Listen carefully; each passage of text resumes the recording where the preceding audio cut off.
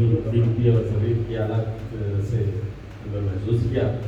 اب مشاعرے کی جو ہے آخری کڑی ہے.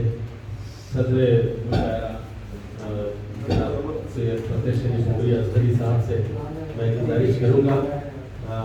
میں شعر پہلے ہی پیش کر دیتا ہوں کیونکہ مسجد صدارت سے تشریف لا رہے ہیں تو میں آپ کے استقبال میں بھی آپ کو مطالبہ کر دیتا ہوں کیونکہ مجھے بعد میں موقع نہیں ملے گا کیونکہ خطبہ صدارت آخری ہوتا ہے, اس کے بعد کچھ کہنا نہیں ہوتا ہے. تو کیا عام بس میں ہو تو میں باغات بھیج دوں, کیا عام بس میں ہو تو میں باغات بھیج دوں. اس سے پہلے ایک شخص ہوتی احرام مصر دیکھے تو شرمائے برملا, احرام مصر دیکھے تو شرمائے برملا, آموں کا ڈھیر صورت احرام بھیجیے. احرام مصر دیکھے تو شرمائے برملا, آموں کا ڈھیر صورت احرام بھیجیے.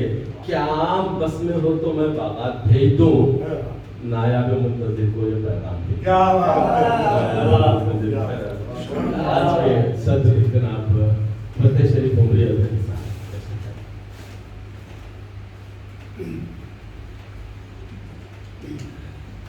بسم الله الرحمن الرحيم. أعوذ بالله من الشيطان الرجيم. اقرأ باسم ربك الذي خلق, خلق الإنسان من علق, اقرأ وربك الأكرم الذي علم بالقلم وعلم الإنسان ما لم يعلم. نحمده ونصلي على رسوله الكريم. أما بعد. محترم شعراء کرام اور عزیزان ملت, ادبا اور میرے عزیز ساتھیوں, یہ میرے لیے یقیناً انتہائی شرف کی بات ہے کہ ذمہ داران حلقہ ادب اسلامی نے مجھے اس شرف سے بہراور فرمایا کہ میں آج کی اس مبارک و رونق مجلس کی صدارت کا بار اپنے کندھوں پر لے کر آپ تمام کے سامنے یوں آپ کی آنکھوں میں آنکھیں ڈال کر آپ کے روبرو بیٹھنے کی جرأت اور جسارت کرتا ہوں. یقیناً یہاں آدھی سے زیادہ مجلس کی عمر, شاعری کی عمر اتنی نہیں جتنی میری عمر ہے, اس سے کہیں زیادہ ان کے دیوان ہیں, ان کے شعر ہیں, ان کا تجربہ ہے, ان کا علم ہے اور ان کا فن ہے. میرے فرزند یہاں پر بیٹھے ہوئے ہیں. اکثر میں ان کو کبھی کبھی اپنا ڈیبٹ کارڈ دے دیتا ہوں اور کبھی کبھی کچھ اچھا خاصا اماؤنٹ بھی دے دیتا ہوں, اس احساس کے ساتھ کہ انہیں بھی کچھ ذمہ داریاں سنبھالنے کا ہنر ہے. تو آج یہاں بیٹھتے ہوئے میرا یہی احساس ہے کہ یہاں اس ادب اسلامی کے جو بزرگان ہیں, جو ذمہ داران ہیں, انہوں نے بھی میرے ہاتھ میں ایک ڈیبٹ کارڈ دیا کہ دیکھیں 2-3 گھنٹوں کے لیے ذمہ داری کیسے ہے. اس پوری کم علمی و کمائیگی کے احساس کے ساتھ کچھ باتیں میں اس موقع کو غنیمت جانتے ہوئے آپ کے سامنے رکھنا اپنی اہم ذمہ داری سمجھتا ہوں. سب سے پہلے اس مجلس کا آغاز قرأت کلام پاک سے حافظ فضیل صاحب نے کیا. بڑی انتہائی خوبصورت تلاوت تھی. پھر ان کے بعد مقصر صاحب نے سلام پیش فرمایا. پھر استقبالیہ کے لیے آپ نے تو کمال ہی کر دیا کہ ایسا استقبالیہ ہم نے شاید ہی آج تک مہمانوں کا اس منظم اور شعری انداز میں ہم نے سنا ہو یا دیکھا ہو. یہ صرف نایاب صاحب کا ہی نایاب فن ہے جو ہم کو اس طرح محسوس کر سکتا ہے. پھر ان کے بعد ہم جو ہے نا معزز مہمان ہمارے ہندوستان سے ہماری خوش نصیبی ہے آج اتنے, بلکہ میرے لیے ایک تاریخی مجلس میں کہ میں ان کے بغل میں مجھے بیٹھنے کا شرف حاصل ہوا, جن کی 18 سے زائد کتابیں تصنیف ہو چکی ہیں ماشاء اللہ. اللہ تبارک و تعالیٰ ان کے علم میں اور صحت میں برکت دے اور امت کو اسی طرح ان کے علم سے بہرور اور فیض یاب کرتا رہے. آمین. پھر اس کے بعد شعری محفل کا آغاز ہوا. نایاب صاحب نے پھر یہاں اپنا ہنر دکھایا اور پھر اپنے ہی کلام سے اس مشاعرے کا آغاز فرمایا. ان کے بعد مبصر ایمان صاحب آئے جن کا ترنم معروف و مشہور ہے. مجلس کا سما ہی وہ بدل دیتے ہیں اپنی خوبصورت آواز سے اور خوبصورت انداز سے. پھر ان کے بعد صدر مجلس حلقہ ادب اسلامی محترم مولانا بشیر عبد المجید صاحب نے ہمیشہ کی طرح ایک منفرد پیغام کے ساتھ اپنا کلام پیش فرمایا.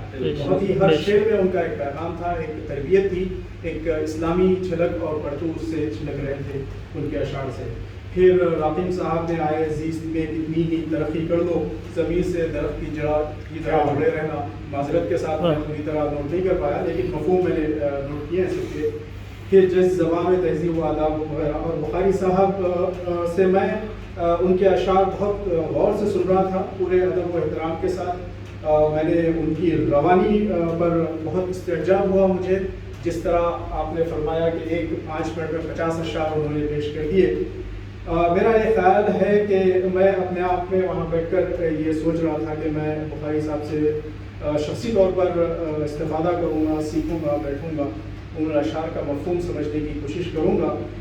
مجھے یہ لگا کہ ہم اللہ تبارک و تعالیٰ کو مندر کی گھنٹیوں میں ہمیں اتنا روادار نہیں ہونا چاہیے کہ ہم اللہ تبارک و تعالیٰ کی شان اور اس کی عظمت کو اس طرح نعوذ باللہ یہاں تک ہم لے آئیں. بہرحال مجھے انشاءاللہ ان سے اس پر سیکھنا ہے اور انشاءاللہ ضرور ان سے استفادہ کروں گا میں اس پر. اور میں ہمارے فاضل دکتور جو یہاں موجود ہیں, یہ بھی اہرامات کی ماشاءاللہ سائے میں دکتورہ کیے ہوئے جامعۃ القاہرہ سے. ان کی بے باکی کو بھی میں سراہوں گا کہ وہ فوری انہوں نے رد عمل کا اظہار کیا. بہرحال یہ ایک مجلس ہے, اس مجلس کا ایک مزاج ہے, یہاں پر ہم سب کو اظہار خیال کا موقع دیتے ہیں اور سب کے ساتھ مل کر ایک دوسرے سے سیکھنے سکھانے کے اس سفر پر ہم رواں دواں ہیں.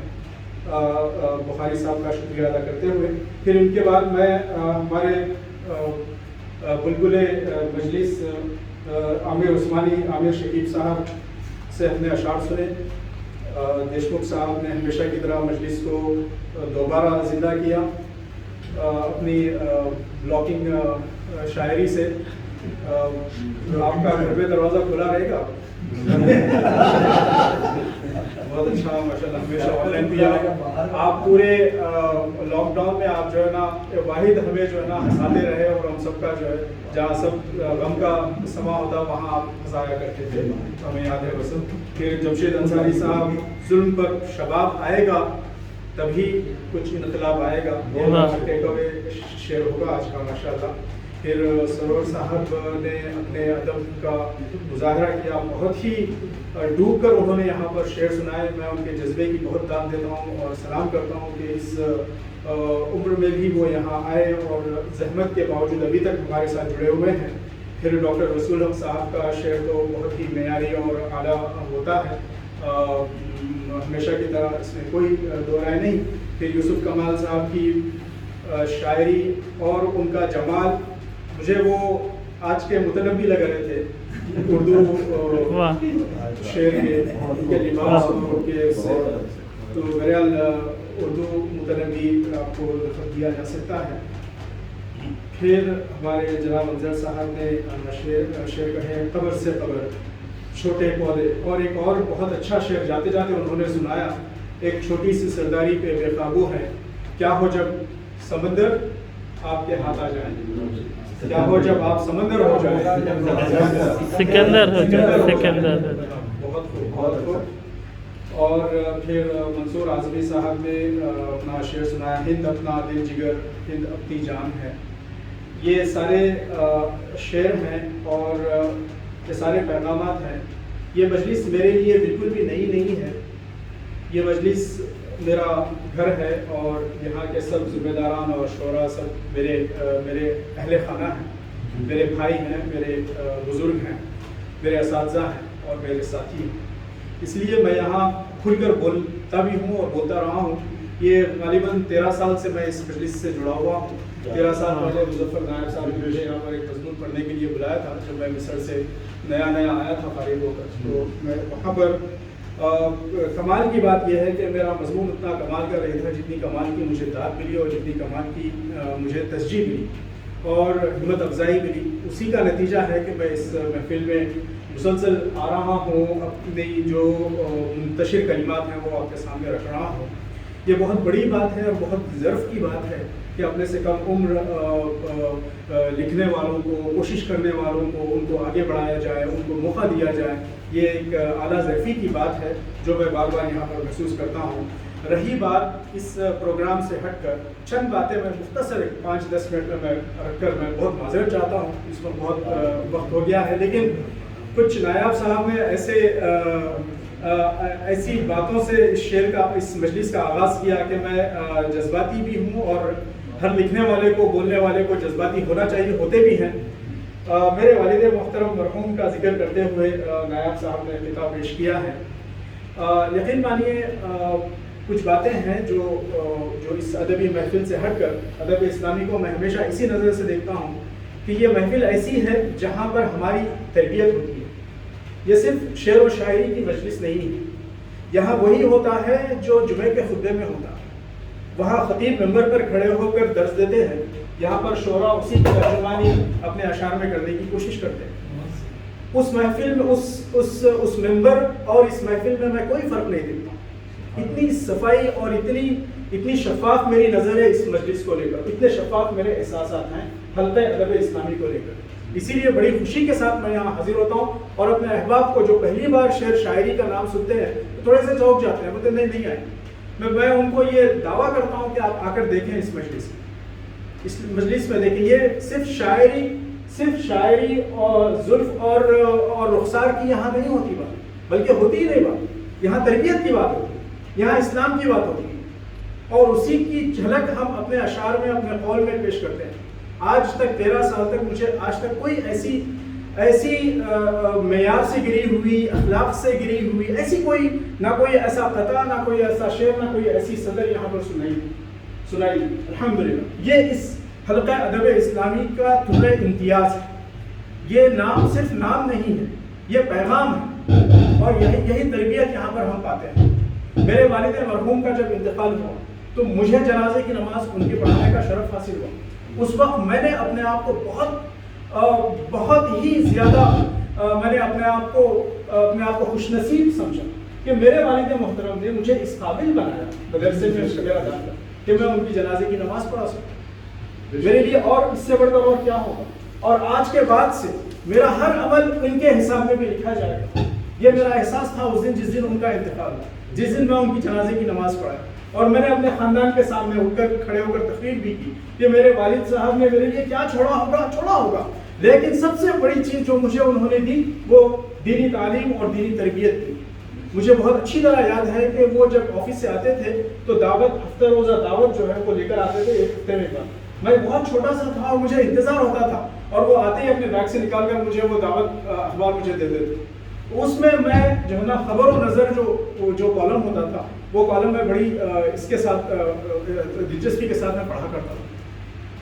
یہ والد محترم کی ہماری جو تربیت ہے اور وہ اپنے رجسٹر میں اس وقت تو یہ ساری ٹیکنالوجی نہیں ہوتی تھی، لیکن وہ اخبار کی بہترین چیزیں شعر، خبر و نظر وہ کٹ کر کے اپنے رجسٹر میں اس کو چسپاں کر کے جو ہے نا رکھتے تھے. ابھی تک وہ سارے رجسٹر میرے پاس محفوظ ہیں ماشاءاللہ.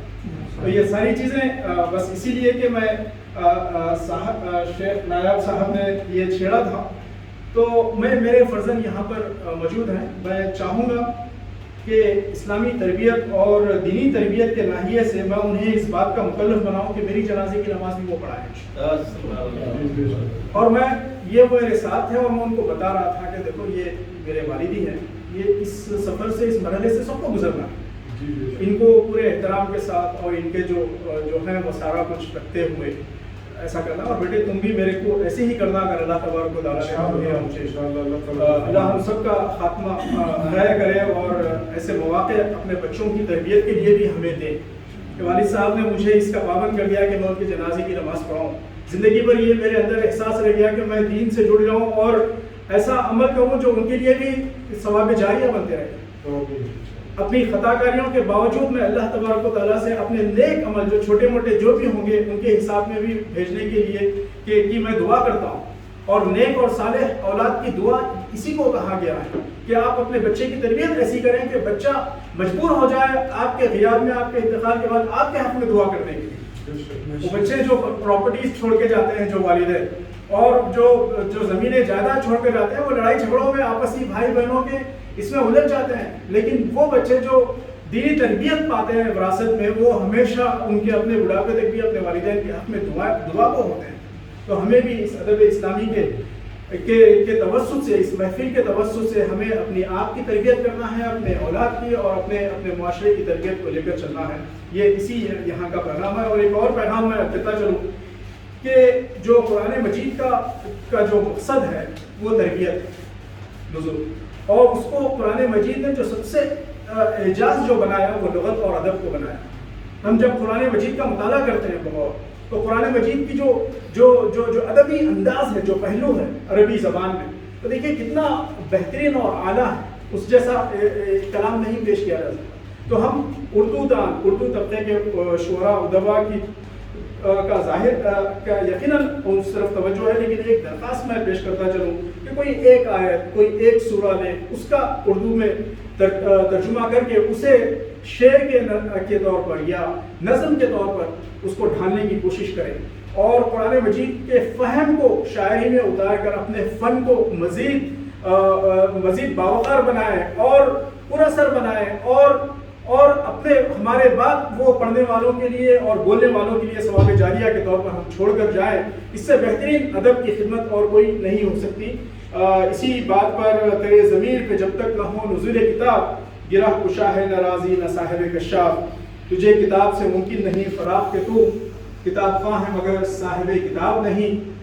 اسی دعا کے ساتھ کہ اللہ تبارک و تعالی ہمارے شعر و ادب کو دین اسلام کی خدمت کے لیے اللہ تبارک و تعالی قبول فرمائے، اور ہم جس نیتوں کے ساتھ ہم یہاں آئے ہیں اس کو ہمارے نام اعمال میں اجر و ثواب کا باعث بنائے، اور ہمیں آخرت میں ہمیں وہی عمر کام آئی جسے کہہ رہی تھی دنیا غم عشق میں گنوا دی۔ السلام علیکم ورحمۃ اللہ وبرکاتہ۔